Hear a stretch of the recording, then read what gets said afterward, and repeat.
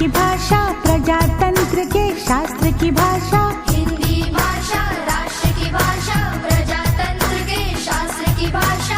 देवनागरी लिपि में भाषा, जन जन के मन की अभिलाषा। हिंदी भाषा राष्ट्र की भाषा, प्रजातंत्र के शास्त्र की भाषा। हम देखते हैं इस एकांकी के प्रश्नोत्तरों का विश्लेषण। पहला मुख्य प्रश्न है, एक वाक्य में उत्तर लिखिए। उसमें पहला प्रश्न है, बसंत क्या क्या बेचता था। बहुत ही इजी है। बसंत छलनी, बटन तथा दिया सलाई बेचता था। प्रश्न 2, बसंत के भाई का नाम क्या था। उत्तर, बसंत के भाई का नाम प्रताप था। प्रश्न 3, पंडित राजकिशोर क्या काम करते थे। उत्तर, पंडित राजकिशोर गरीब मजदूरों के नेता थे। प्रश्न 4, छलनी का दाम क्या था। उत्तर, छलनी का दाम 2 आना था। प्रश्न 5, बसंत और प्रताप कहाँ रहते थे। उत्तर, बसंत और प्रताप भीखू अहीर के घर में रहते थे।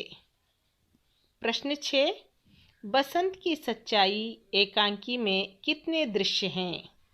बहुत ही आसान है। बसंत की सच्चाई एकांकी में 3 दृश्य हैं। प्रश्न 7, एकांकी का प्रथम दृश्य कहाँ घटता है। यानी एकांकी का प्रथम दृश्य कहाँ पे चलता है। उत्तर, एकांकी का प्रथम दृश्य बाजार में घटता है। घटना यानी वहां पे घटना चलना, घटना का होना। प्रश्न 8, बसंत के घर पर डॉक्टर को कौन ले आता है। बच्चों, इस प्रश्न को हमेशा कंफ्यूजन में लिया है कि बसंत के घर डॉक्टर को कौन ले आता है। बसंत के घर डॉक्टर को राजकिशोर जी के कहने पर उनका नौकर अमर सिंह ले आता है। वो अपने नौकर से कहकर जाते हैं ना कि अमर सिंह डॉक्टर को लेकर अहीर टीला आकर वहाँ पे भीखू अहीर का घर पूछ लेना बोल कर जाते हैं, तो नौकर लेके आता है। तो उत्तर इस प्रकार होना चाहिए, बसंत के घर पर डॉक्टर को राजकिशोर जी के कहने पर उनका नौकर अमर सिंह लेकर आता है। प्रश्न 9, पंडित राजकिशोर के अनुसार बसंत में निहित दुर्लभ गुण कौन सा है। निहित यानी पाया जाने वाला, उसके अंदर जो है निहित, उसमें समाया हुआ। उत्तर होगा, पंडित राजकिशोर के अनुसार बसंत में निहित दुर्लभ गुण उसकी ईमानदारी है। प्रश्न 10, आखिरी प्रश्न है 1 अंक का, पंडित राजकिशोर कहाँ रहते थे। उत्तर होगा, पंडित राजकिशोर किशनगंज में रहते थे। आगे बढ़ते हैं। मुख्य प्रश्न 2, 2-3 वाक्यों में उत्तर लिखिए। पहला प्रश्न है, छलनी से क्या क्या कर सकते हैं।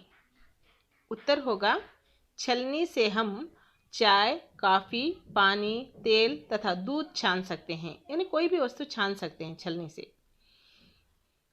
प्रश्न 2, बसंत राजकिशोर से क्या विनती करता है। उत्तर होगा, बसंत राजकिशोर से सबसे पहले दियासलाई लेने को कहता है, फिर बटन लेने को कहता है। जब राजकिशोर मना करते हैं तो अंत में छलनी लेने के लिए विनती करता है। प्रश्न 3, बसंत राजकिशोर से 2 पैसे लेने से क्यों मना करता है। उत्तर होगा, राजकिशोर कोई भी सामान खरीदे बिना बसंत को 2 पैसे देना चाहते थे, तो वह मना करता है क्योंकि वह बिना मेहनत के पैसे लेने को भीख के बराबर समझता है। प्रश्न 4, बसंत राजकिशोर के पास क्यों नहीं लौटा। उत्तर होगा, बसंत नोट भुनाकर राजकिशोर के पास नहीं पहुंचा क्योंकि लौटते समय किसी मोटर गाड़ी से टकरा गया था और उसके पैर कुचले गए थे, जिसके कारण वह बेहोश हो गया था। प्रश्न 5, प्रताप राजकिशोर के घर क्यों आया?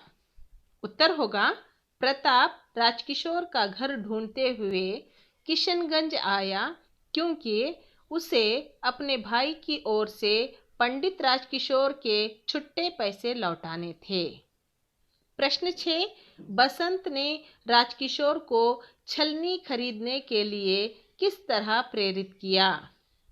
उत्तर होगा, बसंत ने राजकिशोर को छलनी खरीदने के लिए कहा।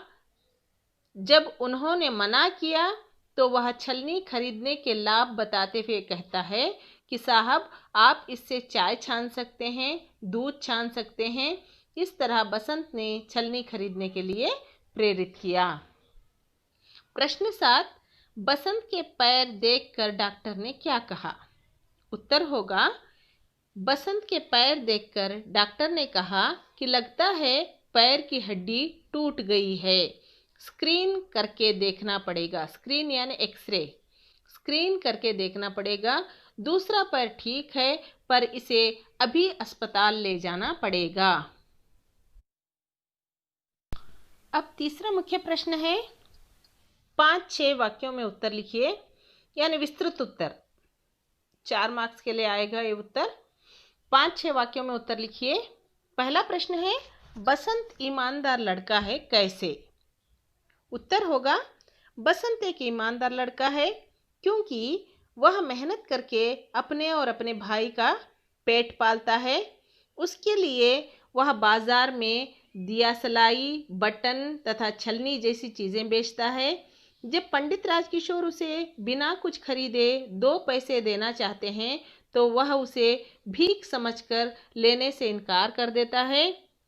जब वह पंडित राजकिशोर के छुट्टे पैसे भुनाने के लिए जाता है तो मोटर दुर्घटना के कारण लौट न पाता है। तब वह उसे लौटाने के लिए अपने छोटे भाई प्रताप को किशनगंज राजकिशोर के घर भेजता है। यह सब दर्शाता है कि बसंत एक ईमानदार लड़का है। प्रश्न 2, बसंत और प्रताप अहीर के घर में क्यों रहते हैं? उत्तर होगा, बसंत और प्रताप भीखू अहीर के घर में रहते थे क्योंकि दोनों अनाथ थे। उनके माता पिता को दंगों में किसी ने मार दिया था, जिसके कारण वे दोनों अनाथ हो गए थे। अपना कोई घर न होने के कारण उन्होंने भीखू अहीर के घर में आश्रय लिया था। प्रश्न 3, राजकिशोर के मानवीय व्यवहार का परिचय दीजिए या फिर मानवीय गुणों का परिचय दीजिए। ये भी कई बार पूछा गया है बच्चों। उत्तर होगा, पंडित राजकिशोर के मानवीय गुणों के बारे में कहना चाहें तो वे गरीब मजदूरों के नेता हैं जो मजदूरों के दुख दर्द में उनकी सहायता करते हैं। दूसरा, वे बहुत दयालु हैं क्योंकि जब बसंत उनके कोई चीज़ खरीदने को कहता है तो आवश्यकता ना होने पर भी वे छलनी खरीदते हैं। छुट्टा ना होने पर बसंत पर विश्वास करके नोट भुनाने भेजते हैं। जब बसंत नहीं लौटता तो वे वापस अपने घर चले जाते हैं और जब उन्हें बसंत की दुर्घटना, मोटर दुर्घटना के बारे में पता चलता है तो उसे मिलने उसके घर जाते हैं और अपने खर्च पर उसका इलाज कराते हैं। यह सब दर्शाता है कि राजकिशोर जी एक बहुत ही मानवतावादी मनुष्य थे, इंसान थे।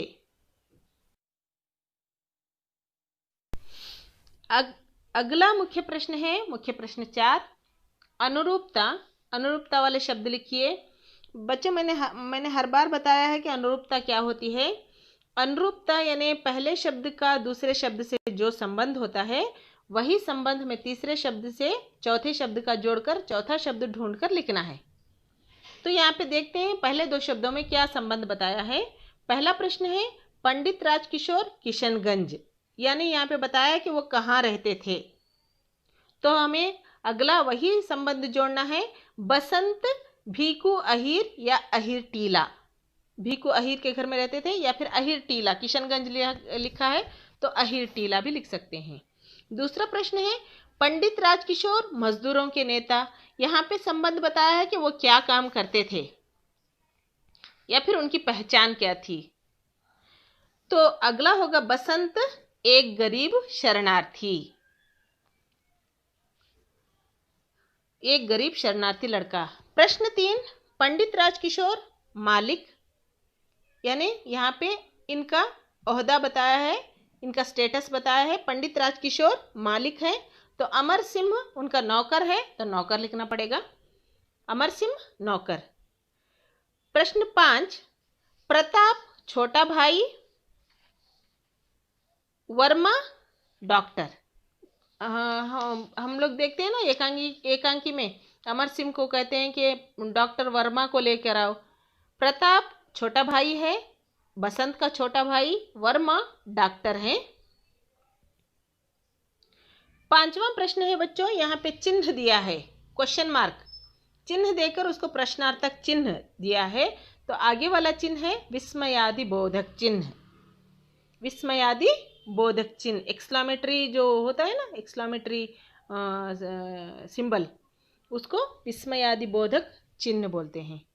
आगे बढ़ते हैं, मुख्य प्रश्न 5 को, रिक्त स्थान भरिए। मैं अभी बाजार से डैश लाता हूँ, डैश की जगह होना चाहिए भुना लाता हूँ, मैं अभी बाजार से भुना लाता हूँ। प्रश्न 2, मैं आपके डैश आने लाया हूँ, मैं आपके 14:30 आने लाया हूँ। प्रश्न 3, हम दोनों डैश के घर में रहते हैं, हम दोनों भीकू अहीर के घर में रहते हैं। प्रश्न 4, मैं डैश के लिए फ़ोन करता हूँ, मैं एम्बुलेंस के लिए फ़ोन करता हूँ। प्रश्न 5, इनमें से इसमें एक दुर्लभ गुण है, यह डैश है। इसमें एक दुर्लभ गुण है, यह ईमानदार है। आगे बढ़ते हैं मुख्य प्रश्न 6 की ओर। निम्नलिखित वाक्यों को निर्देशानुसार लिखिए, यानी यहाँ पे ब्रैकेट में निर्देश दिए हैं, उसके अनुसार लिखना है। पहला वाक्य, एक छलनी में तुम्हें क्या बचेगा। ये एक छलनी में तुम्हें क्या बचेगा, इस प्रश्न को हमें वर्तमान में लिखना है। एक छलनी में तुम्हें कितना बचता है। यहाँ पे प्रश्नार्थक चिन्ह दिया था, ये तो वर्तमान में यहाँ पे लिखना है, एक छलनी में तुम्हें कितना बचता है। प्रश्न 2, अभी बाजार से भुना लाता हूँ, इसको भूतकाल में लिखना है, पास्ट टेंस में लिखना है, मैं तभी बाजार से भुना लाया था। प्रश्न 3, एक दूसरे व्यक्ति से पूछता है, इसको भविष्यत काल में लिखना है, एक दूसरे व्यक्ति से पूछना चाहता है। आगे बढ़ते हैं, मुख्य प्रश्न 7, विलोम शब्द लिखिए। पहला पीछे, उसका विलोम होगा आगे। दूसरा खरीदना, विलोम होगा बेचना। तीसरा लेना, उसका विलोम होगा देना। चौथा आना, उसका विलोम होगा जाना। 5वां शांति, उसका विलोम होगा अशांति। 6ठा गरीब, उसका विलोम होगा अमीर। बच्चों आखिरी मुख्य प्रश्न यानी मुख्य प्रश्न 8 है, कन्नड़ या अंग्रेजी में अनुवाद कीजिए। प्रश्न 1, उसकी आयु लगभग 12 वर्ष की थी। कन्नड़ में अनुवाद होगा, ಅವನ ವಯಸ್ಸು ಹೆಚ್ಚು ಕಡಿಮೆ 12 ವರ್ಷವಾಗಿದೆ। इसको अंग्रेजी में बोलेंगे, his age was around 12 years। दूसरा प्रश्न है, सवेरे से अब तक कुछ नहीं बिका। कन्नड़ में अनुवाद होगा, ಬೆಳಿಗ್ಗೆಯಿಂದ ಈವರೆಗೂ ಏನೂ ಮಾರಾಟವಾಗಿಲ್ಲ। अंग्रेजी में होगा, nothing is sold since morning. अगला प्रश्न है, मैं भीख नहीं लूंगा। कन्नड़ में अनुवाद होगा, ನಾನು ಭಿಕ್ಷೆಯನ್ನು ತೆಗೆದುಕೊಳ್ಳುವುದಿಲ್ಲ। अंग्रेजी में अनुवाद होगा, I will not accept arms. अगला प्रश्न है, बड़ी मुश्किल से बसंत को घर ले गए। कन्नड़ में अनुवाद होगा, ಬಹಳ ಕಷ್ಟದಿಂದ ಬಸಂತನಿಗೆ ಮನೆಗೆ ಕರೆದುಕೊಂಡು ಹೋದೆವು। अंग्रेजी में अनुवाद होगा, दे टुक बसंत होम विथ ग्रेट डिफिकल्टी। अगला प्रश्न है, बसंत ओंठ बींच कर आह खींचता है। कन्नड़ में अनुवाद होगा, बसंतनु ತುಟಿಯನ್ನು ಕಚ್ಚಿ ನೋವಿನ ಉಸಿರೆಳೆದನು। अंग्रेजी में होगा, बसंत bit his lips and took a deep breath। आखिरी प्रश्न है, यह गरीब है, इसमें एक दुर्लभ गुण है। कन्नड़ में अनुवाद होगा, ಇವನು ಬಡವ, ಆದರೆ ಇವನಲ್ಲಿ ಒಂದು ವಿರಳವಾದ ಒಳ್ಳೆಯ ಗುಣವಿದೆ।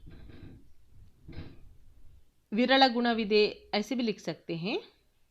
अंग्रेजी में अनुवाद होगा, he is poor but he has rare quality. He is poor but he has rare quality.